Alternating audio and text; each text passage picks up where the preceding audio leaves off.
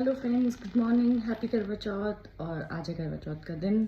सो मेरी मेहंदी सबसे पहला काम, ये रही मेरी मेहंदी।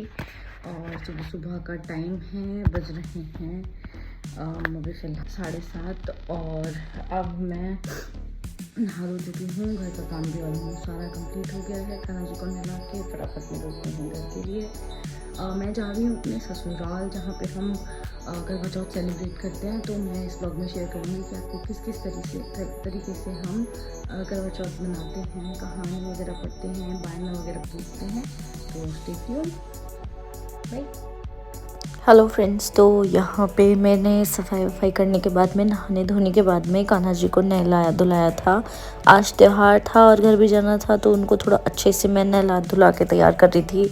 उनका पूरा श्रृंगार मैंने किया। यहाँ पे गोपी चंदन से मैं उनका पूरा श्रृंगार करती हूँ, और कुछ ये मिट्टी के कलर्स होते हैं जिनकी मदद से मैं उनके काजल और उनका कुमकुम वगैरह बनाती हूँ। तो इस तरीके से मैंने उनका पूरा श्रृंगार किया। और शालिग्राम जी को भी मैं कुछ इसी तरीके से श्रृंगार करके पूरा तैयार करती हूँ।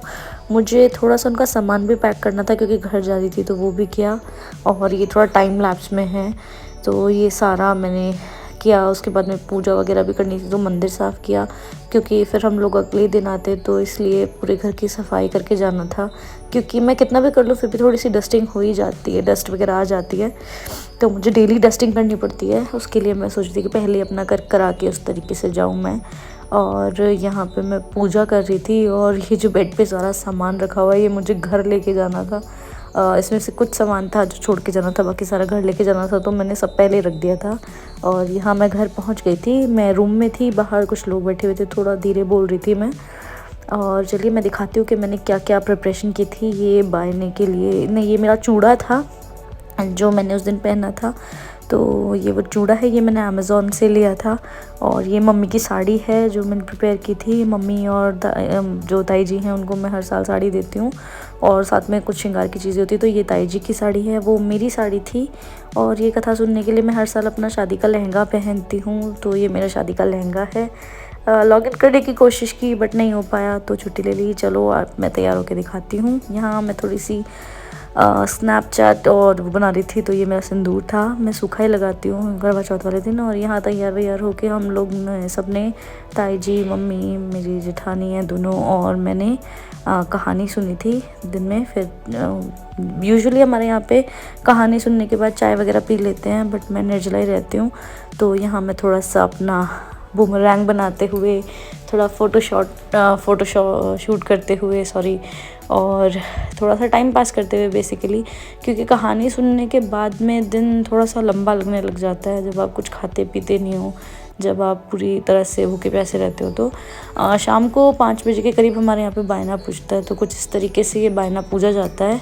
तो सबसे पहले भाभी ने किया था, जिसमें कि हम जो भी हमारे बड़े होते हैं उनके लिए कुछ ना कुछ रख के, और कड़ी चावल और फुल्का रख के, और करवा माता का जो करवा होता है उससे हम जल लेके 5 बार उसके ऊपर को फेर के बायना अपनी सास या अपने बड़े बूढ़ों को दे देते हैं।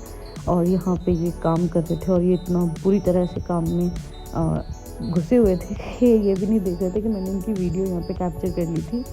और आज मंथ एंड बेसिकली इनके लिए थोड़ा सा टाइट रहता है, तो वही ये इतना बिजी थे उस दिन। और शाम को यहाँ पे चाँद निकल गया था, हम सब लोग छत पे आ गए थे। छत पे आके हम सब लोगों ने जल दिया। जल बेसिकली हमारे यहाँ पे छन्नी में देख के नहीं दिया जाता। और मैं यहाँ बैठ गई थी क्योंकि दुपट्टे में हमारे यहाँ कहानी सुन के चावल बांध लेते हैं, जो हम कहानी सुनते वक्त लेते हैं, तो वो मैं खोल रही थी। और मुझे डर लग रहा था कि कभी वो गिर ना जाए, तो इसलिए मैं बैठ ही गई।